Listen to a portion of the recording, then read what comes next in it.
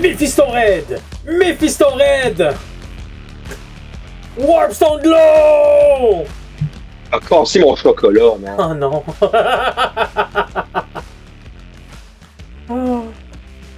Trop intense. Trop intense. Trop intense. Je suis pas prête, moi, ces affaires-là. Non. Bienvenue. Bienvenue à cet épisode où j'ai échappé mon chocolat à terre. Épisode 142. Yeah! Alors, on tient à vous remercier d'être avec nous aujourd'hui.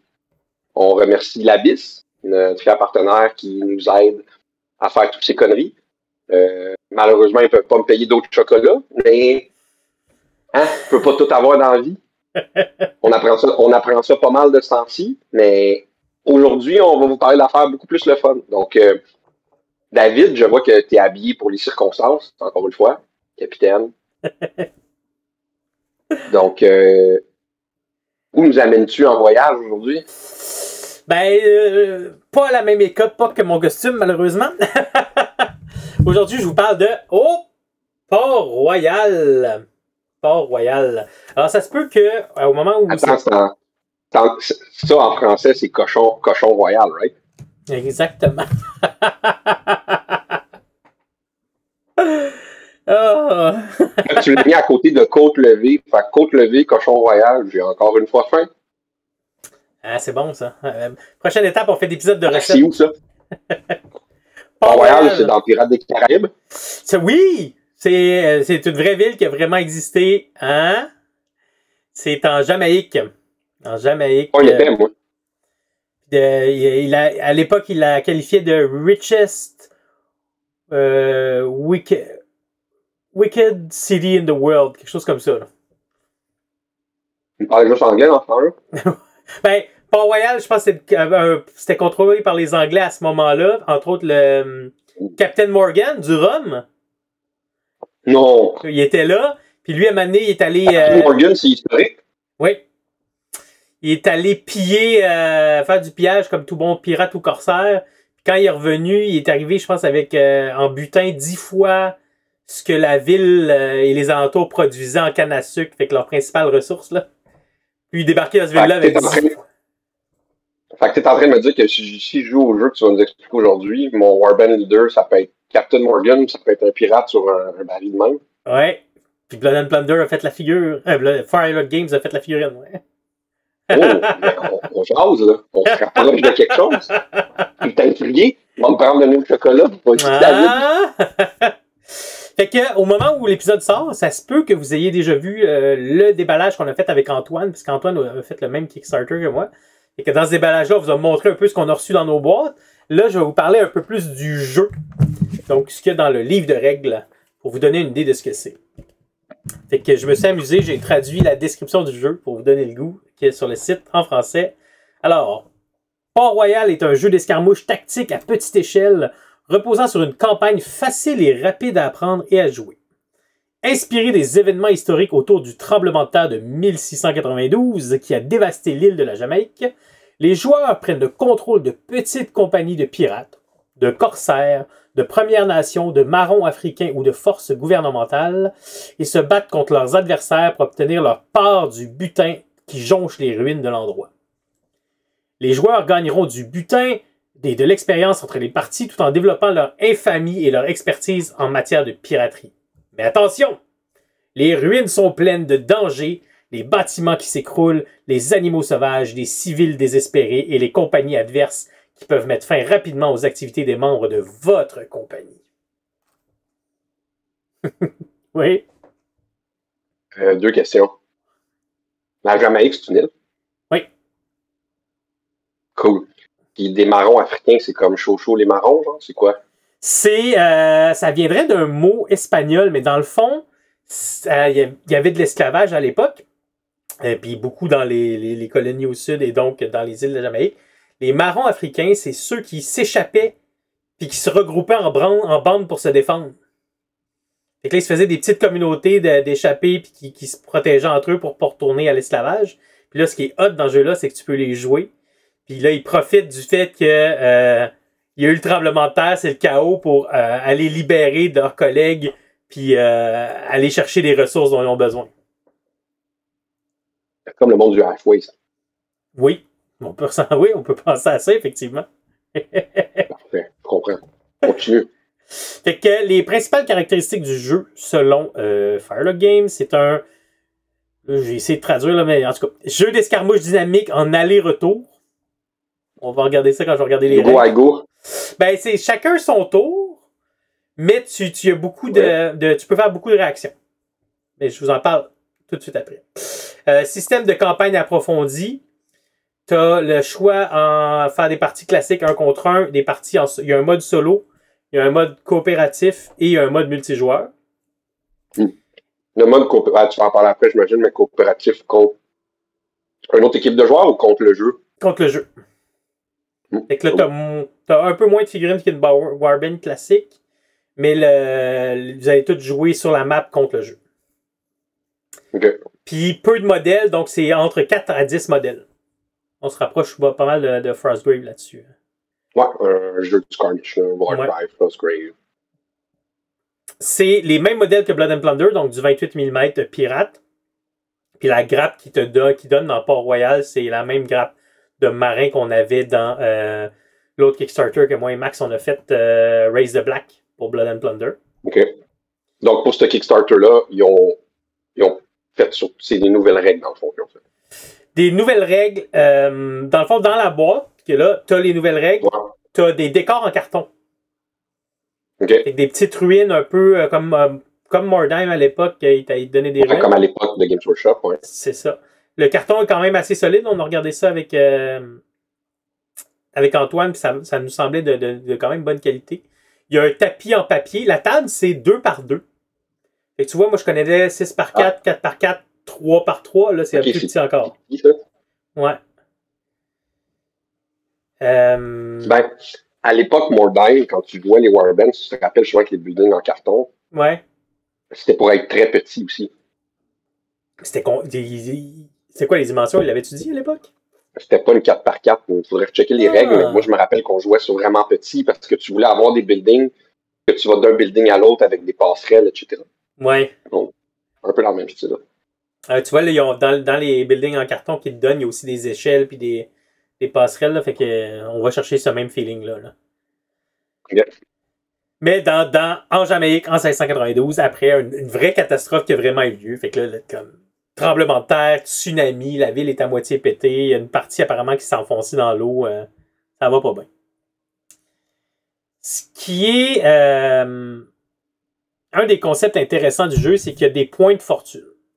C'est quelque chose que tu vas gérer au cours de ta partie. Ça te permet, puis au début de la partie, tu commences, en fait, au début de chaque tour, tu as 6 points de fortune, puis à chaque tour, tu vas en avoir 6, puis tu les dépenses ou tu les perds dans ton tour. Puis ils vont servir à ton initiative, les actions supplémentaires que tu peux prendre, à faire des relances ou à utiliser des habilités spéciales. Fait que tu sais, il faut vraiment que tu gères comment tu vas les utiliser. C'est un peu comme les command points. Ouais. Effectivement, oui. C'est très, très similaire. J'ai pas testé encore Port-Royal, puis j'ai pas beaucoup joué ouais, c'est ça. C'est un autre épisode, mais vous n'avez pas encore essayé le jeu. C'est ça. Fait que je sais pas à quel point... J'ai l'impression que c'est encore plus central dans Port-Royal que dans Age of Sigmar, mais ça se peut que ce soit une utilisation. Ouais, surtout à cause de l'initiative, mais... Ouais, c'est ça. Mais dans le futur. Fait que, l'initiative, justement, parlons-en. Dans Blood and Plunder, ce que je trouvais vraiment cool, c'est que tu jouais avec un deck de cartes, un vrai paquet de cartes. Puis dans le fond, dans ta main, tu avais des choix, puis selon les couleurs de cartes, puis la hauteur de carte, plus ta carte était haute, puis les couleurs avaient une valeur aussi, plus ta carte valait cher. Fait que tu pariais à chaque activation contre ton adversaire pour savoir qui allait activer en premier. Fait que ça, je trouvais ça le fun parce qu'il n'y avait pas de I go, you go. C'était vraiment, on va chacun faire une unité, qui va jouer son unité en premier. Puis là, t'avais un bet à faire de vouloir jouer absolument avant lui, mais avoir moins d'actions. Ou better que ça se peut que je joue après lui, mais je vais avoir plus d'actions que lui. Fait que il y avait un give and take là-dessus. C'était intéressant. Là, ils n'ont pas mis ça. À la place, tu fais un jet d'initiative. Fait que La plupart des jets, c'est 3d10. Puis les deux adversaires ont 3d10. Fait que là, tu jettes 3d10 avec un seuil de 7. Il faut que tu ailles en haut de 7. Puis chaque succès, c'est en fait, celui qui a le plus de succès, c'est lui qui a l'initiative. Mais avant de faire ton jet, tu prends tes points de fortune cachés dans ta main. Tu mets ta main comme ça. Puis là, hop, les deux révèlent en même temps combien ils ont bêté. Puis tu peux bêter jusqu'à 3 points de fortune. Fait que 3 de tes 6 de départ. Puis chaque point de fortune compte comme un succès. Fait que si tu veux absolument avoir le tour, tu bêtes 3.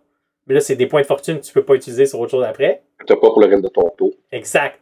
Puis l'autre, ça se peut, tu sais, ça va rarement arriver, là, mais mettons que je bête 3 points de fortune, l'autre, il en bête pas, je lance mon dé, j'ai 0 succès, l'autre, il a 3 succès, on est à égalité. Ouais, OK. mais ça a quand même une incidence, c'est ça que tu veux dire. C'est ça, ouais. Ça me fait penser un peu, c'est pas 100% similaire, mais c'est un peu, rappelle-toi, comme à Warcry, c'est quand tu fais ton initiative, tu décides si, avec tes Wild Dice et avec tes trucs, si tu veux aller chercher l'initiative ou si tu veux te donner plus de double, de triple, de quadruple pendant ton tour pour faire des habilités. Donc, c'est un peu le même concept. C'est, oui. Au lieu d'être un peu aléatoire ou pari pour savoir qui a l'initiative, c'est un choix. C'est dans le fond, tu peux, comme tu dis, genre juste être madloqueux, mais il reste qu'à la base, c'est quand même fait pour que logiquement, tu vas avoir un choix à faire. C'est comme tu dis, si tu mets 3 points de fortune, les chances sont fortes que tu vas avoir 1 ou 2 succès sur tes 2 autres dés. Fait que l'autre personne, si elle n'a pas mis 3 de fortune, elle risque fortement de ne pas avoir l'initiative. Mais elle va avoir plus d'action. Elle va avoir ses points de fortune potentiellement pour le tour. Oui, c'est cool. Ça. Puis c'est intéressant parce que plus je joue à des jeux comme ça, Warcry, Blood and Plunder, puis même, Bolt Action, plus je me rends compte que c'est pas vrai que tu veux toujours commencer. Il y a des fois où ça vaut la peine de laisser l'autre commencer, puis d'aller chercher l'autre avantage, puis de voir ce qu'il va faire, puis réagir à ce qu'il va faire. Ben ça, on a déjà eu des discussions, mais tu sais, moi, dans la plupart des jeux que je joue, puis quand je vois beaucoup en tournoi à Warhammer Fantasy Battle, j'ai rarement pris le premier tour, parce que oui, dans certains cas, tu peux te faire gonner, ou peu importe, mais même dans un cas que tu as une ligne de tir ou que tu as une armée d'Alpha Strike qui rentre dedans, il reste que tu laisses la personne faire le premier pas, puis il y a quand même des chances qu'elle fasse une erreur ou qu'il arrive quelque chose que toi, tu vas pouvoir réagir, versus que si c'est toi qui ouvres, des fois, ben c'est ça, c'est le concept, c'est toi qui fais le first move. Fait que c'est un avantage, mais ça peut être un désavantage aussi si ça va pas comme que tu veux. T'sais, après ça, l'autre personne peut réagir. Fait que, mais tu sais, là, il te donne vraiment un choix, c'est que ça devient un choix tactique, dans le fond, ce qui est quand même le fun. Oui. Vraiment. Fait que j'ai hâte de voir comment ça va jouer, ça. Sinon, on avait dit une action supplémentaire. Fait que quand tu actives un personnage, il a le droit à 2 actions. Puis, pour 1 point de fortune, une fois par tour à ce personnage-là, tu peux lui donner une action supplémentaire. Fait que le gars, si tu veux vraiment qu'il a besoin de 3 actions, ben là, tu vas pouvoir le faire. Il y a, dans Port-Royal, comme on a déjà vu dans Saga, il y a le concept de fatigue. Ben, plus son personnage est en fait, dès qu'il y a 2 fatigues ou plus, son personnage, il perd une action. Fait que ça se peut qu'en milieu de partie, quand tu as beaucoup de personnages fatigués, ben là, tu as besoin de tes points de fortune pour aller faire tes actions. Fait que, tu sais, avancer, ramasser le butin, ben c'est 2 actions. Ça se peut que tu veux te dépêcher à faire ça ou... C'est de la fortune, c'est de la chance, ça peut être une faveur, fait que ça peut te permettre donc dans la game de faire une action comme héroïque ou importante à un personnage. Exactement. Puis, ce qui est intéressant, c'est que à l'époque de Port-Royal, il y a des fusils, mais c'est des fusils à poudre à un coup. Fait que quand tu tires, tu mets un marqueur de recharge parce que ton personnage doit recharger. Fait que ça te donne le feeling de l'époque. Fait que ça, c'est super intéressant pour ça. Fait que t'as peut-être besoin de tes 2 actions pour tirer et recharger. Fait que là, ça va valoir la peine de faire ça. Le classique, ça te permet de faire des relances. Un point de fortune, tu relances tous les dés d'un jet. Fait que les jets avec plusieurs dés, là, tu vas peut-être prendre... y penser à 2 fois avant de relancer toutes, là. Ou tu vas juste l'utiliser quand t'as vraiment raté ton jet. Là. Ouais, c'est ça.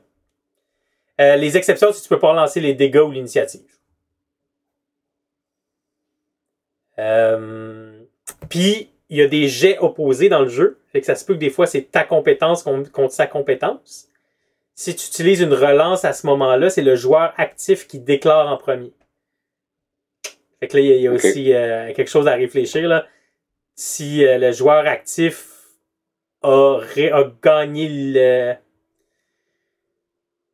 Si le joueur actif rate son jet contre l'adversaire réussit, il peut se dire, ben, je vais faire une relance, mais l'adversaire pourrait décider de relancer, mettons qu'il a gagné juste de 1, il se dit, oh, il y a bien des chances qu'il l'aille, je veux gagner de 2, fait que là, les deux font une relance. Puis c'est, je déclare que je relance, tu déclares que tu relances, puis après les deux on relance. Tu peux pas attendre que j'aie fait ma relance pour le voir. OK. Fait que sur un jeu opposé, c'est comme chacun comme son droit de parole, puis après ça prend place. C'est ça. C'est pas en réaction. Ouais. Puis ça enlève le côté, c'est ça. Parce que sinon, tu sais, mettons, je rate mon jet, t'as réussi ton jet de 1, je fais une relance, je fais ma relance, oups, là j'en ai deux, là tu décides de relancer. Ouais, c'est que tu fiches pour que toi tu utilises un point de fortune. Tandis que si les deux, il faut qu'ils le déclarent. Si tu veux avoir un droit de réponse, tu déclares dès le début. Ouais. Puis finalement, habilité spéciale. Chaque faction a 2 habilités spéciales. Fait que c'est quand même, ça te donne une saveur, mais t'en as pas beaucoup à apprendre. Puis je vais te donner un exemple. Les Français ont l'habilité spéciale truc de boucanier, qui est une fois par partie pour 2 points de fortune, fait que 2 sur 6 quand même dans ton tour. Tu as une action de recharge gratuite pour toute ta compagnie, fait que toute ta bande. Fait que ça, c'est pratique. Là, si c'est comme une action. Okay, fait qu'il faut tes points de fortune pour faire certaines actions spéciales de ton armée. Oui, c'est ça. Puis là, c'est tout le monde recharge. Fait que tu sais, ça veut dire que ton armée va sûrement vouloir avoir beaucoup de tirs. Puis qu'un tour, t'as fait tirer tout le monde, paf, tu utilises ça, il recharge tout d'un coup. C'est quand même pratique. Là. Puis sinon, les pirates, eux, ils ont... là, j'ai pas eu le temps de voir ce que ça faisait, là, mais même chose pour 2 points, une fois par partie, ben, toutes leurs figurines gagnent terreur.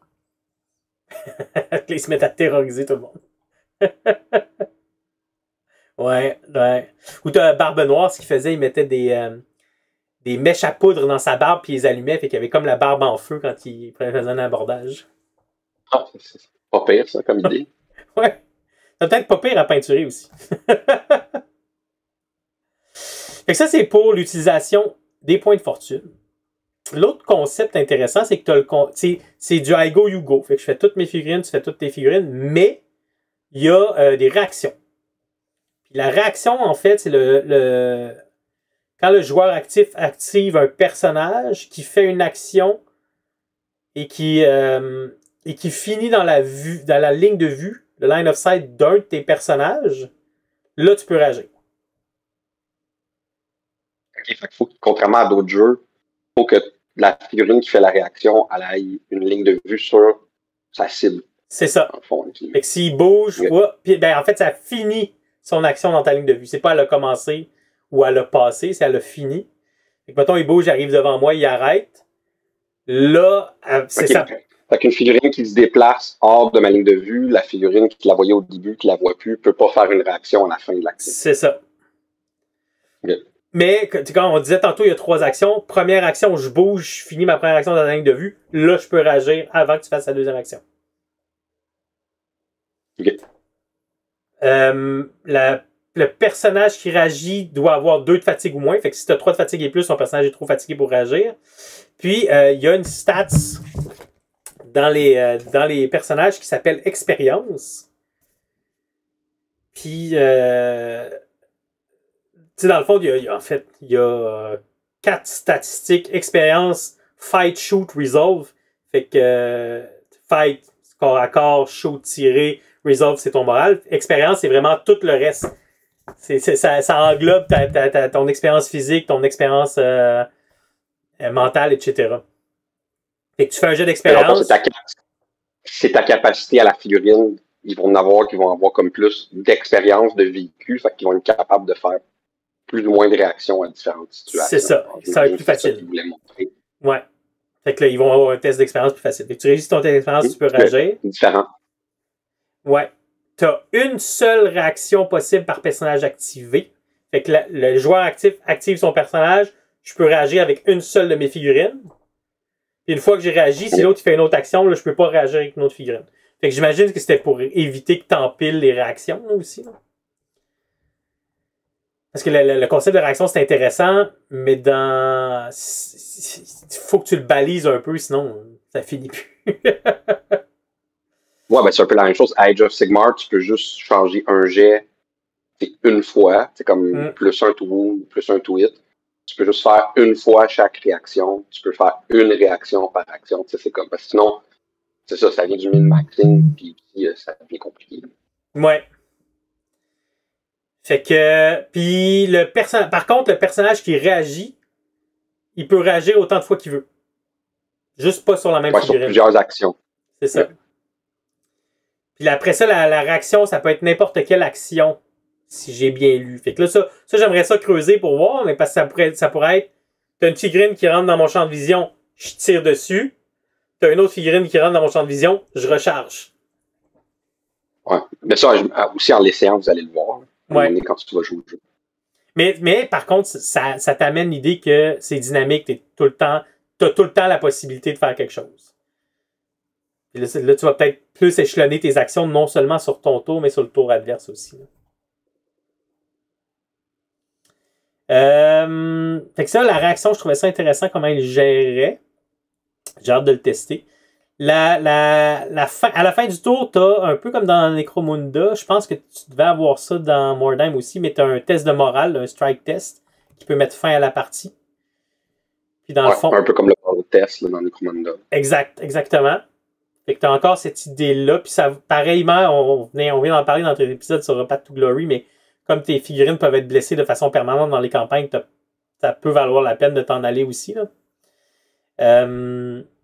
Fait que selon les pertes, là, c'est plus 1 à ton jet par perte. Si tu as 50% de perte de ta compagnie, de ton band, c'est encore plus 1. Puis après ça, tu testes au tour 2 si tu as 2 points de strike ou 2 fois plus que l'adversaire. Puis au tour 4, dès que tu en as plus que l'adversaire. Fait que là, à partir du tour 4, ça va commencer à aller vite. Là. Puis pour faire le test, et là c'est intéressant, quand tu fais ta compagnie, ta bande, t'as 2 types de personnages. T'as les officiers, dont le capitaine, mais d'autres genres d'officiers avec. Puis t'as les troupes, dans le fond. Ben, les seuls qui peuvent faire un test de resolve ou un test de morale, c'est les officiers. Fait que si t'as plus d'officiers sur la table, ta bande, elle se sauve automatiquement. Ok, t'as même pas de chance de rester. C'est comme, t'as plus d'officiers, moi je me pousse. C'est ça. Ok, donc, ça devient une stratégie de se débarrasser des officiers. Oui. Ou de faire attention à ton officier. Tu vas pas le garrocher partout. Ouais, ben c'est ça. Et ça devient une ressource. Ouais.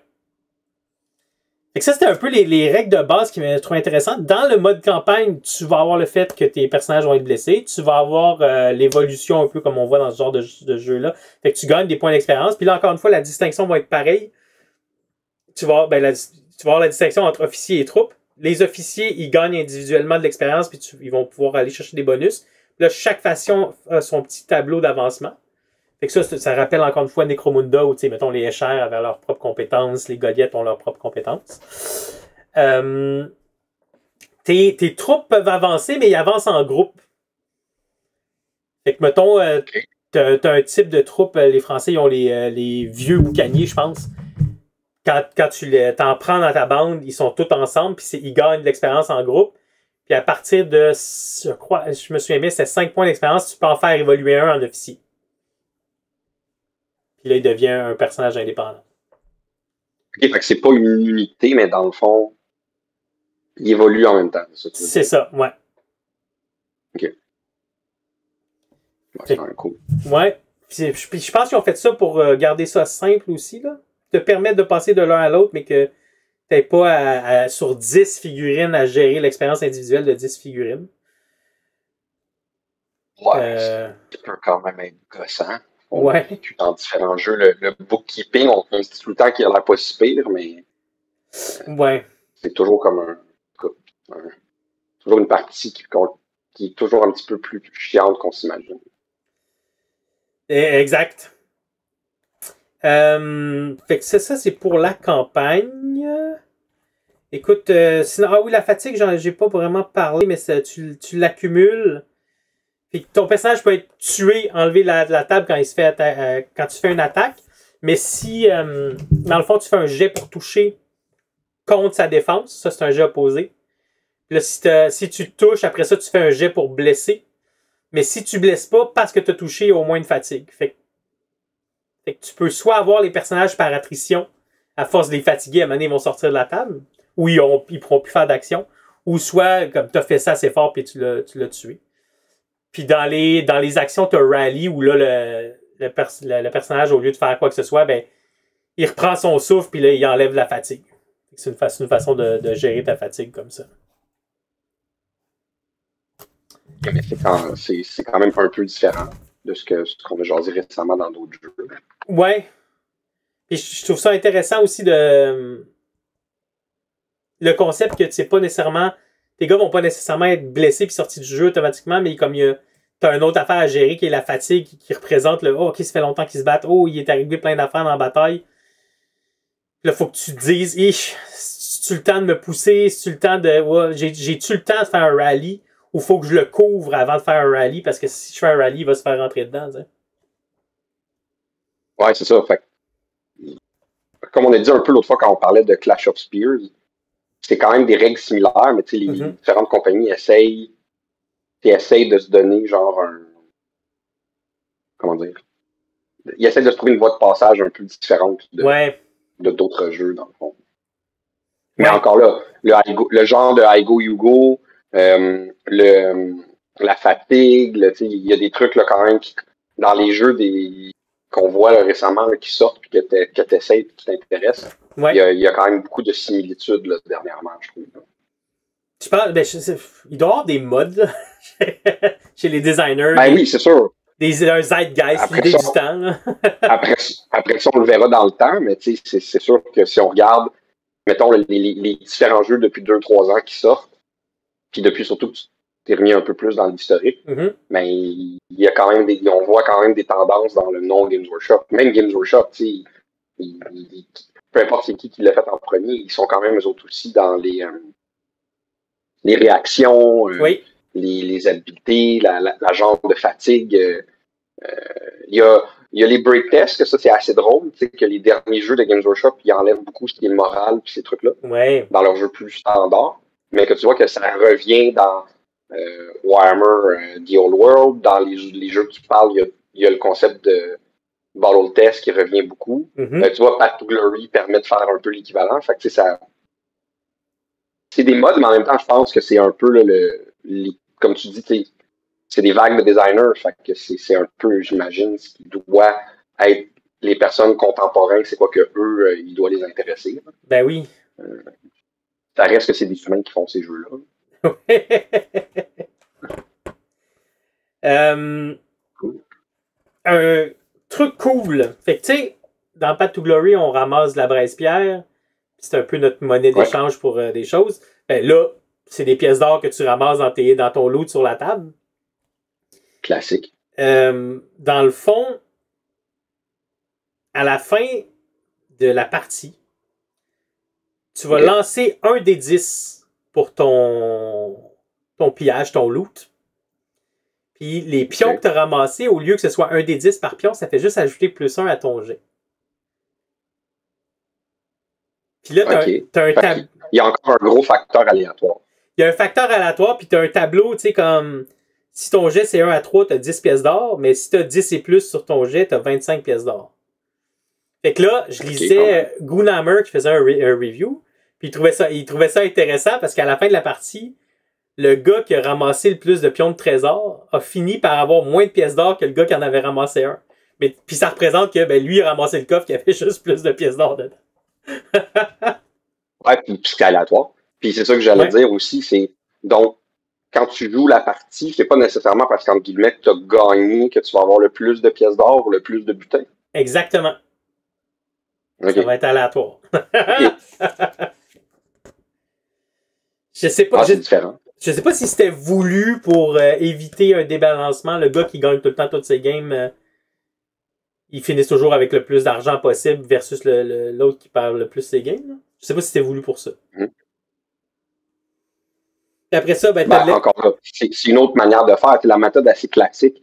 Que soit, nous, on a souvent parlé, là, Frostgrave, ou mettons, en ce moment, Path to Glory, Ravage Coast. Ouais. Tu ramasses des trucs, puis tu as de fortes chances que selon ce que tu as fait pendant la game, tu vas avoir plus ou moins. Fait que là, ça, c'est vraiment un concept différent. Ouais. Tes pièces d'or, ça te sert... À essayer, encore une fois. Ben oui, tout à fait. Tout à fait. Tes pièces d'or, ça sert à acheter ton stock, à acheter des nouveaux personnages, mais à l'époque des pirates, il y avait un concept vraiment important. Quand tu fais partie d'un groupe de pirates, le trésor était supposé le diviser. OK. Ouais. Ça marchait pas tout le temps. Ça marchait pas tout le temps. Mais ils ont pris ça dans le jeu. Puis à la fin, tu es obligé de diviser ton trésor entre tes gars. Puis dans le fond, tu sais quoi, c'est une pièce par crew member, là, par personne, troupe de ton équipage. Puis 2 pièces par officier. Si tu n'arrives pas à... Si tu n'en as pas assez pour payer tout le monde, ben, tu as une possibilité de mutinerie. Très drôle. Fait que dans le fond, tu roules un des 10 et tu ajoutes le total manque de ce que... La différence entre ce que tu aurais dû payer et ce que tu as payé. Puis, et si ça va plus haut que 10, fait que mettons que j'ai pas pu payer 2, que je roule un 9, fait que je tombe à 11, fait que je dépasse de 1, ben c'est un crew member qui s'en va. Un membre de mon équipage qui se pousse. Si ton résultat est 14 et plus, la compagnie se mutine. Tu prends ton commandant, ton capitaine, puis tout ce qu'il y avait avec lui, puis tu l'enlèves de ta feuille. Il s'est fait tasser. Ouais. C'est quand même drôle, ça. Ben, moi, je trouvais ça cool parce que ça fit avec l'époque puis les histoires qu'on se raconte de pirates, là. Je trouvais ça drôle. Après, si ça t'arrive tout le temps, c'est peut-être pas le fun. Ouais, non, c'est ça. Après ça, c'est à voir ce que ça donne. Mais ouais. Sur papier, en tout cas, quand on en parle, ça a du moins la valeur d'être différent. Ouais, ça donne une saveur. Fait qu'il parle d'un système approfondi de campagne. Dans le fond, quand tu regardes la section, il y a quand même une dizaine de pages, mais c'est surtout ce qui suit une partie, là, comment tu vas faire les blessures, l'exploration, ramasser ton argent, puis la mutinerie qu'on vient de parler. Okay. Mais je m'attendais, je reste, quand je lis le système approfondi, je m'attendais un peu plus. Fait que là-dessus, je reste un peu sur ma faim. C'est un peu comme un genre de aftermath sequence qu'une campagne narrative à proprement dit. C'est ça, exactement. Il faut gérer tes blessures et ces trucs-là. Oui. Mais il n'y a pas un exemple des scénarios comme ils font dans beaucoup de livres. C'est comme 2-3 scénarios comme exemple pour faire comme un début de campagne. Non, c'est ça. Ils ont des aspects de scénario qu'avec ils ont fait un petit paquet de cartes comme Game Workshop fait aussi, là, que là, tu peux piger. Fait que là, c'est pratique quand tu veux juste jouer, puis tu piges tes cartes, là, ça te donne ton scénario on the spot. Mais sinon, si toi, tu veux te faire il y a pas eux, ils suggèrent pas spécialement des scénarios narratifs, mais toi, tu peux prendre les cartes, là, les mélanger ensemble. Puis, mais il n'y a pas un exemple dans le livre, c'est comme la campagne de Port-Royal. Non, j'ai pas vu ça. J'aurais vraiment aimé ça, voir ça. Mais j'ai pas vu ça, tu vois, c'est dans le fond, t'as des variations de scénario. Tu sais, quand même, il y en a un qui s'appelle Citoyen fâché, Angry Citizen, Sweltering Heat, Valuable Ingot. Fait que ça te donne une idée de qu'est-ce que tu vas faire là. Mais après ça, t'as comme une autre section qui est des types de déploiement. Fait que ça ressemble aux cartes de Warcry, plus j'y pense. C'est pas mal dans ce genre-là. Puis une campagne, c'est ça. Ils disent, classique, ils disent tu peux jouer comme tu veux selon ce que toi et tes amis veulent. Mais dans le fond, ils disent, nous, ce qu'on suggère, c'est en 1 mois, parce qu'en 1 mois, tout le monde a à peu près le temps de jouer 3 parties. Qui est à peu près comme, dans le fond, le nombre de parties qu'eux suggèrent. Ouais, c'est ça. C'est vrai qu'on est tous... Ouais, c'est ça. On est tous pas mal occupés, fait que 1 mois, c'est pas pire. Puis 3 parties, mais ça me semble peu pour une campagne. On dirait que je m'attends à plus. Ben, surtout sur plus qu'un mois, juste 3 parties. Tu sais, ça peut être sur un mois si tu joues 5-6 parties, mais Ouais. une campagne, d'habitude, on est habitué que c'est sur un peu plus longtemps que ça. Oui. Je pense que c'est plus. Bon, après, c'est pas toujours facile d'avoir tout le monde puis de garder l'intérêt, Ouais, mais... une autre histoire. Ouais. Fait que c'est pas mal ça. Ça a l'air super intéressant. J'ai hâte d'essayer. Ça a l'air quand même relativement simple. Fait que je pense que ça devrait pas être trop complexe à essayer. Okay. Puis là, c'est quoi votre plan avec ça? J'imagine, tu disais, vous l'avez fait le déballement, vous êtes plusieurs à l'avoir acheté. Fait que c'est quoi votre idée que vous voulez faire avec ça? Ben, il n'y a rien d'officiel encore, mais on aimerait ça se faire une journée puis inviter les gens. Spoiler! Inviter les gens à venir essayer le jeu. Puis apparemment, Antoine me disait qu'il y avait plusieurs personnes dans la région de Montréal qui avaient fait le Kickstarter aussi. Ça m'a surpris. Fait que si on pouvait tous se rassembler une fois à la bise, tester ça, voir ce que ça donne. Moi, comme c'est les figurines de Blood and Plunder, j'ai déjà assez pour faire 2 bands. Pour Une journée pour l'essayer ou une journée comme participative, comme vous faites des fois? Je pense qu'on ferait une journée pour essayer ce jeu-là. Puis après ça, je pense que ce serait simple de l'intégrer dans une journée participative là, pour ça. Puis ce qui est quand même cool, c'est que la boîte de base, une fois que tu as monté tes figurines, t'as assez de décors pour faire ton 2x2 dedans. Puis c'est des décors en carton pré-peint. Fait que pour tester un jeu, je trouve que c'est facile pour les gens qui commencent. Souvent, on s'achète plein de jeux qu'on a envie de tester, mais là, c'est comme c'est quoi, c'est Gangs of Rome le Kickstarter que j'ai fait avec Max là. Mais tu sais, j'ai mis de l'argent en plus du Kickstarter sur les décors, mais c'est des décors MDF qui sont pas peints. Des beaux décors de Sarissa Précision, là, mais fait que là, ça veut dire que si je veux tester Gangs of Rome, non seulement il faut que je peigne mon Warband, c'est pas un énorme montant de figurines, mais quand même, mais il faut que je peigne ma table. Tandis que là, Port-Royal, si je tripe, si j'ai du fun, je vais sûrement vouloir aller me chercher plus de décors, me peindre des bateaux pétés pour faire des décors, parce qu'ils mettent des super beaux exemples de table. Mais t'es pas obligé pour essayer le jeu, mais quand même d'avoir quelque chose. C'est ça. Un peu comme Games Workshop, que les décors sont pas nécessairement peinturés, mais des fois dans les boîtes comme Warcry, t'en as, puis t'as quand même un board pour jouer. Genre. Fait que, là, tu considères que t'as ce que t'as pour essayer le jeu. Oui, c'est ça. C'est pratique pour les débutants. Cool. Fait que j'ai hâte d'essayer ça. Donc, c'est tout. C'est tout. À la prochaine. C'est à la prochaine. On verra ce que ça va donner. Oui. J'ai bien hâte de voir si les marrons vont être chauds ou ils vont être cuits. Ah, on verra bien. On verra bien. Bon, ben donc, c'est tout pour aujourd'hui. Donc, merci d'avoir été là. Merci encore une fois à l'Abyss. On profite tous de bien qu'il y ait son Kickstarter avant qu'il y ait trop de tarifs de douane dessus.